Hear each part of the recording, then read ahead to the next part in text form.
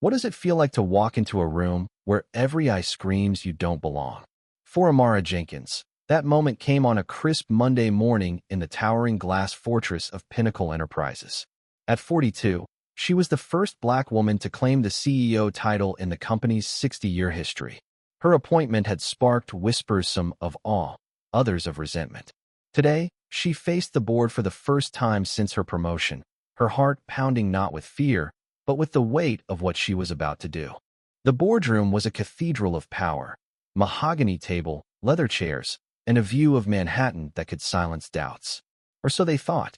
As Amara entered, her heels clicking against the polished floor, the room fell silent.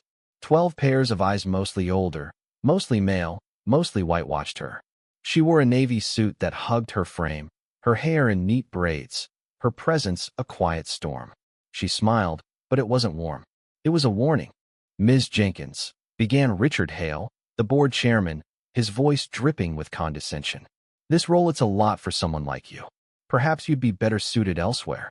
The others nodded, some smirking, others avoiding her gaze. The words stung, but Amara had heard worse. She'd clawed her way through corporate trenches, weathered slights, and outsmarted gatekeepers. This wasn't new. It was just louder. She took her seat at the head of the table, where no one dared sit. "Gentlemen," she said, her voice steady, "I'm not here to prove I belong. I'm here to lead." A murmur rippled through the room. Richard leaned forward, his fingers steepled. "Leadership requires trust, Ms. Jenkins. And, frankly, we don't trust you're ready." The words hung heavy, a gauntlet thrown. Then came the twist no one expected. The door swung open, and in walked Clara, the company's elderly receptionist, who'd worked there for 30 years. Frail but fierce, she carried a stack of folders. "Ms. Jenkins asked me to deliver these," Clara said, her voice cutting through the tension. She handed Amara the files, her eyes twinkling with quiet defiance.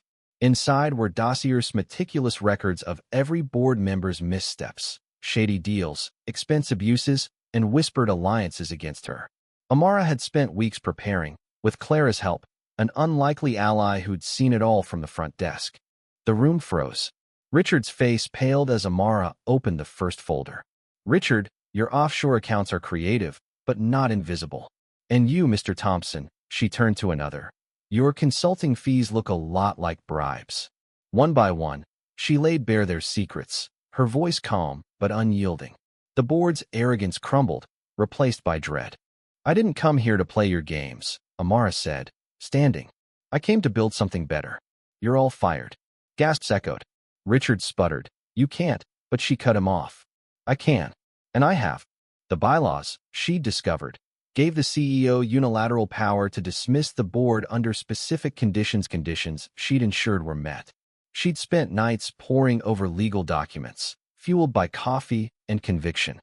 As security escorted the stunned board out, Amara remained, the weight of the moment settling in. Clara lingered, offering a nod.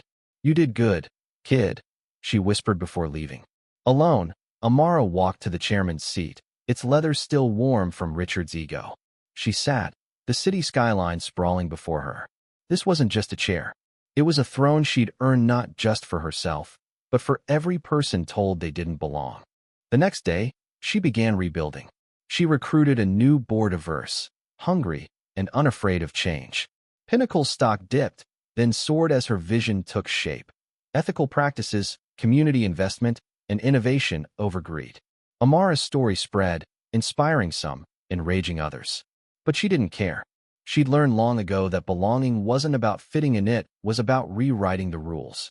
In the quiet of her office, she kept a photo of her late mother, who'd cleaned houses to put her through college. "For you," Amara whispered, her fingers brushing the frame. She'd faced a room that tried to break her and turned it into a legacy. The fight wasn't over, but Amara Jenkins was just getting started. "Yendi,"